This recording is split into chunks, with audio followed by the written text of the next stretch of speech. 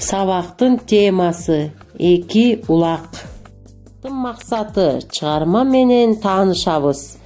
Текст окуп түшүнгөнүбүздү айтып беребиз. Бири-бирибизди сыйлоого багыт алабыз. Эки улак. Эки улак эки жактан келе жатышып, өзөндөгү суунун жээгинен жолугушуп калышты. Суу анча чоң болбосо да, анда көпүрө бар эле.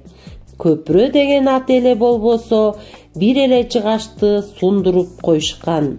Улактын бири ак, бири кара болчу. Экөө тең тентек улактар эле. Ошо тентектигинен улам бири-бирине жол бергиси келбеди.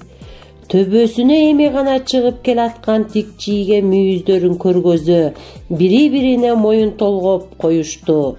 Анысы: «Эй, сен мага жол бергиң», деп буйрук берип жатканы болчу. Ошентип бири-биринин тилин укпаганынан улам экөө тең, бири бул өйүздөн, бири тиги өйүздөн көпүрөдөн өткөнү түз эле жөнөй беришти. Бирок алар бул тар көпүрөдөн жанаша өтө албастыгын ойлоп да коюшпады. Анан алар тар көпүрөнүн ортосуна келгенде бет келишип калышты. «Эй, кара улак, мага жол бергиң», деди ак улак. «Жок, а дегенде сен, ак улак, мага жол бергиң», деп буйрук бере кара улак ачууланып, курш тияктары менен көпүрөнү такылдатып, анан экөө тең көпүрөнүн үстүнөн сүзүшө кетишти.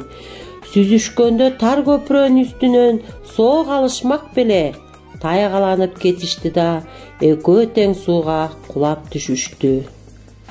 Сабакты жыйынтыктоо эки улак кайдан жолугушуп калышат? Алар неге бири-биринин сөзүн угушпады? Алар кандай кылганда туура болмок эле?